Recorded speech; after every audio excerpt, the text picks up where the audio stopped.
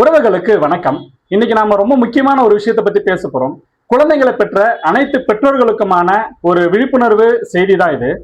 சமீப காலமா நிறைய பள்ளிக்கூடங்கள்ல நம்ம தமிழக முதலமைச்சர் அவர்களோட உருவப்படத்தை வச்சுட்டு குழந்தைங்களை நிறைய விஷயத்த செய்ய சொல்லி வற்புறுத்துறாங்க.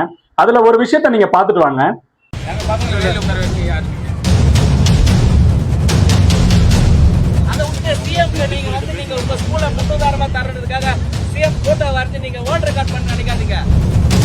இந்த காணொலியில பார்த்த மாதிரி திருவள்ளூர் மாவட்டத்தில் நடந்த இந்த நிகழ்வு நிறைய குழந்தைங்களை மனதளவுல பெரிய பாதிப்புக்குள்ளாகிற ஒரு விஷயமா தான் இருந்துட்டு இருக்குன்னு சொல்லி நிறைய பெற்றோர்கள் குற்றம் சொல்லிட்டு இருக்காங்க. குழந்தைங்களை பெற்ற பெற்றோர்கள் எல்லாருக்கும் ஒரு சின்ன வேண்டுகோள், உங்க குழந்தைங்களை பத்திரமா பாத்துக்கோங்க. ஏன்னா தமிழ்நாட்டுல மதமாற்ற கும்பல் மாதிரி மனமாற்ற கும்பல்னு ஒரு கும்பல் வந்திருக்கு. அதுதான் தமிழக வெற்றி கழகம்னு நான் ஆணித்தனமா சொல்லுவேன். ஏன்னா தமிழ்நாடு முதல்வரை நம்ம பில்டப் பண்ணி ஏதாச்சும் பண்ணா நம்ம ஸ்கூலுக்கு நல்லது நடக்கும்னு நினைச்சு நிறைய பள்ளிக்கூடங்கள் பண்ற விஷயம் தான் இது.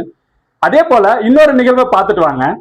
விஜய் மாமா, விஜய் மாமா, தமிழக முதலமைச்சர் விஜய் மாமா, தமிழக முதலமைச்சர் விஜய் மாமா. தேங்க்யூ. எல்லாரும் குழந்தைங்க மனசுல நஞ்ச விதைச்சிட்டு இருக்காங்க.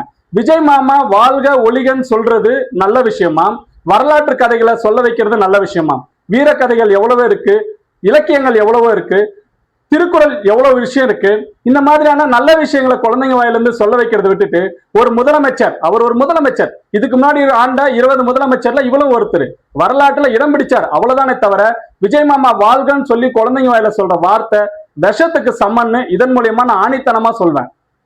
ஏற்கனவே குழந்தைங்க விஜய் மாமாக்கு ஓட்டு போடலன்னா நான் சூசைட் பண்ணிக்குவேன், நான் சாப்பிட மாட்டேன், நான் படிக்க மாட்டேன், நான் இந்த விஷயத்த செய்ய மாட்டேன், நான் வீட்டுக்கு வர மாட்டேன், நிறைய வகையில உங்களை பிளாக்மெயில் பண்ணி தான் ஓட்டு போட்டாங்க.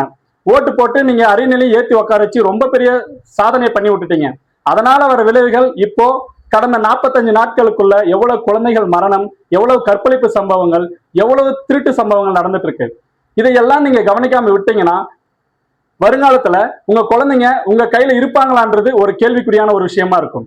ஏன்னா விஜய் மாமாவுக்கு வாழ்க ஒளிகன்னு சொல்லி கொடுத்துட்டாங்க அப்படின்னா வருங்காலத்துல அவங்க வயது வந்து 18 வயசுக்கு அப்புறம் அவங்க ஓட்டு போடுற உரிமை வரும்போது விஜய் மாமா மட்டும்தான் அவங்க உலகமா இருப்பாங்க.